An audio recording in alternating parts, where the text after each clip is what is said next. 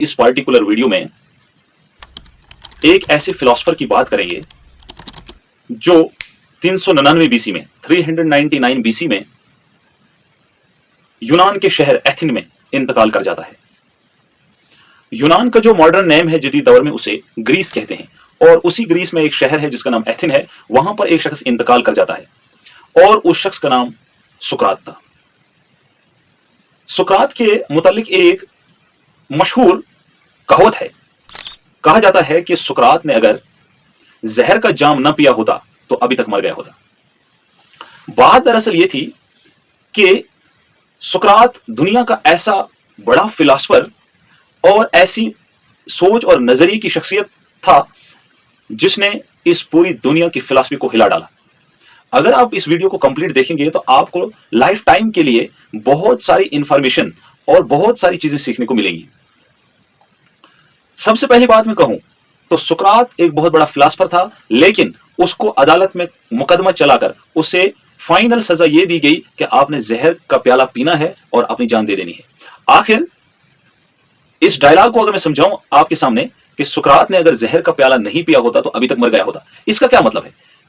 वैसे तो इंसान जहर पीते ही मर जाता है, लेकिन अगर सुकरात ने नहीं पिया होता तो अभी तक मर गया होता। इसका मतलब यह कि 400 बीसी में वफात पाने वाला एक शख्स अभी भी उसका नाम किताबों में जिंदा है। वो क्यों है? वो इसी बात से है कि क्योंकि उसने कंप्रोमाइज नहीं किया था अपनी आइडियोलॉजी के साथ। उसने जिस सोच को सोचा था उस पर कभी भी किसी की गुलामी को अख्तियार नहीं किया। सुकरात का एक स्टूडेंट था जिसका नाम प्लेटो था, जिसको अफलातून कहते हैं उर्दू जबान में। अफलातून लिखते हैं कि जिस दिन सुकरात को यह जहर का जाम दिया जाना था उसी रात को मैंने सब इंतजाम कर लिए और मैंने चाहा कि अपने उस्ताद को जेल से जैसे कैसे निकाल लूं और इसकी जिंदगी बचा लूं। लेकिन दोस्तों, सुकरात ने एक हिस्टोरिक जवाब दिया अफलातून को। अफलातून से कहा कि अगर मैंने आज रात इस जेल खाने से रिहाई हासिल कर ली तो मेरा नाम इस दुनिया में कभी बाकी नहीं रह सकता है। मुझे अपने नाम को जिंदा रखने के लिए अपने आप को यह सजा देनी जरूर है कि ताकि मुझे आने वाली नस्लें याद रखें कि इस बंदे ने कंप्रोमाइज नहीं किया अपने आइडियोलॉजी पर, हत्ता कि अपनी जान दे दी। तो इसीलिए डायलॉग यहां पर ठीक बैठता है कि सुकरात ने अगर जहर का जाम नहीं पिया होता तो अभी तक मर गया होता। इसका सादा सा मतलब है कि जब आप अपनी आइडियोलॉजी पर कंप्रोमाइज करते हैं तो इसका मतलब है कि आप किसी गुलामी के असर में पड़ जाते हैं और आप अपनी आइडियोलॉजी को फरोग नहीं दे पाएंगे और उसे ज्यादा देर तक जिंदा नहीं रख सकते। दूसरा सवाल आपके जहन में उठता होगा, आखिर सुकरात इतने बड़े फिलोसफर थे तो आखिर उन्हें फांसी क्यों मिली? क्या वजूहात थी ऐसी जिसके पीछे उसे जहर का जाम पीना पड़ा? तो वजह कुछ भी नहीं थी, बहुत छोटी सी वजह थी कि उसने नौजवान तबके को यानी यूथ को सवालात करने सिखाए थे। सवालात सिखाने का मतलब यह कि अगर मैं आपसे कहूं इसी वक्त कि खुशी किसे कहते हैं, तो आपका जवाब होगा जब हमें वो चीज मिल जाती है जिसकी हमें तमन्ना होती है या कोई शख्स हमारी तारीफ हमारे कारनामे और परफॉर्मेंस पर करे तो उसे हम खुशी कहते हैं। लेकिन अब मैं दिमाग खोलने वाली बात करने लगा हूं। बात दरअसल यह है कि यह सवाल मैंने आपसे पूछा कि खुशी किसे कहते हैं, तो आपका जवाब था कि जब वो चीज मिल जाती है जिसकी आपको तमन्ना होती है या आपकी तारीफ करता है कोई आपकी परफॉर्मेंस के ऊपर तो उसे खुशी कहते हैं। लेकिन दूसरा सवाल मैं आपसे पूछूंगा कि जब आप खुश हैं तो इसका मतलब दूसरी जानिब से आपने किसी शख्स को हराया होगा। मिसाल के तौर पर दो टीमें मैच खेलती हैं, उनमें से एक हारती और एक जीतती है। पहलवान की मिसाल लीजिए, एक गिरता है और एक उसमें से जीत जाता है। तो जो गिरने वाला होता है वो नाराज हो जाता है, खुश नहीं रहता, और जो विनर है वो फूले नहीं समाता है। इसका मतलब दोनों शख्सों के लिए एक ही डेफिनेशन हैप्पीनेस की नहीं है।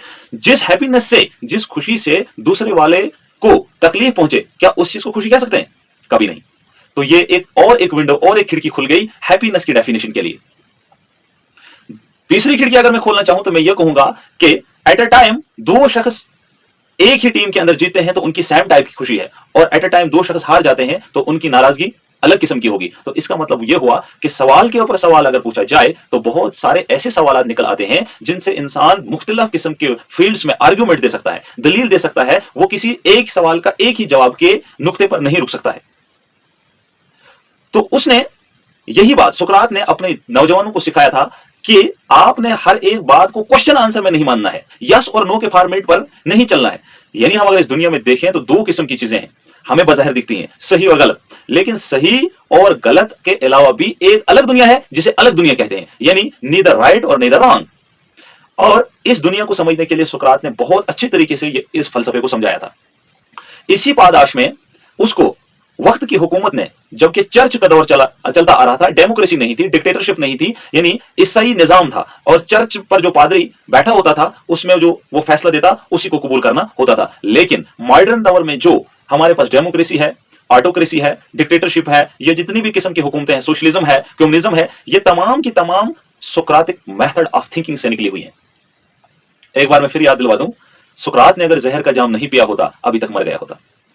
तो टॉपिक पर वापस चलते हैं। सुकरात खुद में बहुत से खुदाओं को मानने वाला एक शख्स था, लेकिन जब उसकी आइडियोलॉजी काम करने लगी तो उसने हर एक खुदा को बारी बारी टारगेट किया और कहा कि सुप्रीम पावर यानी यूनिवर्सल पावर एक ही हो सकती है, मल्टीपल नहीं हो सकती है। क्योंकि जब मल्टीपल पावर्स इस दुनिया को चलाने में लग जाएं, इस कायनात, इस ब्रह्मांड को किसी एक ट्रैक पर चलाने लग जाएं, तो चल नहीं सकता है, क्योंकि उनके दरमियान में अपनी अपनी आइडियोलॉजीज की तफरीक होगी, जिससे यह दुनिया नहीं चल सकती है।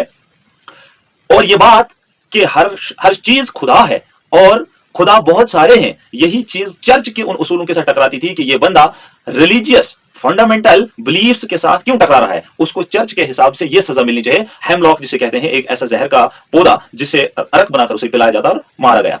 तो उसने चैलेंज किया था कि जो बात हमारी अकल के साथ, आर्ग्यूमेंट्स के साथ टकराती है, उसके साथ हम साथ में खड़े नहीं रहेंगे।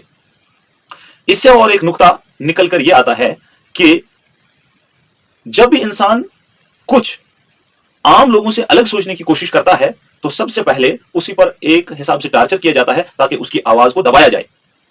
और यही फॉर्मेट अगर इस डिजिटल वर्ल्ड में देखा जाए तो कम से कम किसी ना किसी हद तक यही सेटअप चल रहा है कि जो शख्स कोई अपना आइडिया इस दुनिया के लिए देना चाहता है, खास करके पॉलिटिकल एंड सोशो रिफॉर्मल चेंज लाना चाहता है, तो उस शख्स की आइडियोलॉजी को हमेशा दबा लिया जाता है। आखिर में गांधी जी का एक कोट मैं आपसे साझा करना चाहता हूं। गांधी जी ने कहा था, जो आप सोच सकते हैं ऐन मुमकिन है कि वो आप करके दिखा सकते हैं, लेकिन थोड़ी सी स्ट्रगल की जरूरत होती है उस चीज को अमली जामा पहनाने में।